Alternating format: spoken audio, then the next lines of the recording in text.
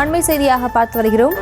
நடிகரும் எம்எல்ஏவுமான முகேஷை கைது செய்ய நீதிமன்றம் இடைக்கால தடை விதித்திருக்கிறது. இது தொடர்பான மேலும் விவரங்களோடு இணைகிறார் எமது மூத்த செய்தி ஆசிரியர் ரகுமான் அவர்கள். வணக்கம் சார், இது தொடர்பான விவரங்களை வழங்கலாம். கேரளாவில் கேரள திரையுலகில் நடிகைகளுக்கு நேரும் பாலியல் துன்புறுத்தல்கள், பணியிடங்களில் நேரும் அவர்களுக்கு பிரச்சனைகள் குறித்து சேமா கமிட்டி அறிக்கை வெளியானதிலிருந்து அது பெரும் புயலை கிளப்பி வருகிறது. கேரளாவை சேர்ந்த அந்த மலையாள திரையுலகைச் சேர்ந்த நடிகர்கள் மீது குற்றச்சாட்டுகள் வெளிப்படையாகவே சில நடிகைகளால் கூறப்பட்டன. இந்த விவகாரம் அங்கு பெரும் புயலை கிளப்பிய நிலையில் மலையாள திரைப்பட கலைஞர்கள் சங்கத்தினுடைய நிர்வாகிகள் கூண்டோடு ராஜினாமா செய்தார்கள். அம்மா என்று சொல்லப்படும் இந்த சங்கத்தினுடைய தலைமை பொறுப்பிலிருந்து நடிகர் மோகன்லால் விலகினார். செயற்குழு உறுப்பினர்கள் அனைவருமே விலகினார்கள்.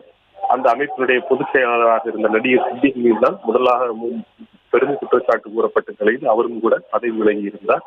இதே போல பிரபல நடிகரும் கேரளாவை சேர்ந்த அந்த மார்க்சிஸ்ட் கம்யூனிஸ்ட் நிலையமான முகேஷ் மீதும் கூட இப்படி ஒரு குற்றச்சாட்டு எழுந்தது. நடிகை மினு முனீர் என்பவர் இந்த புகார் கூறியிருந்தார். இதைத் தொடர்ந்து அவர் மீது நடவடிக்கை எடுக்க வேண்டும் என்று கேரளாவில் பலத்த குரல்கள் எழுந்தன. குறிப்பாக கேரளாவது திரைப்பட கொள்கைகள் வகுக்கும் குழுவிலிருந்து நடிகர் முகேஷை நீக்கியது. அது மட்டும் போதாது, அவர் எம்எல்ஏ பதவியிலிருந்து விலக வேண்டும் என வலியுறுத்தி காங்கிரஸ் கட்சியினரும் அங்கு திருவனந்தபுரத்தில் போராட்டத்தில் ஈடுபட்டார்கள்.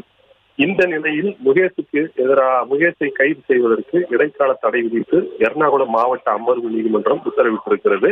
அவர் மீது இப்படி பாலியல் புகார் கூறப்பட்டுள்ள நிலையில் கேரள அரசு அமைத்த சிறப்பு புலனாய்வு குழு விசாரித்து வரும் நிலையில் அவரை கைது செய்வதற்கு இடைக்கால தடை விதிக்கப்பட்டிருக்கிறது. செப்டம்பர் 3ஆம் தேதி வரை நடிகர் முகேஷை கைது செய்யக்கூடாது என எர்ணாகுளம் மாவட்ட அமர்வு நீதிமன்றம் உத்தரவிட்டிருக்கிறது.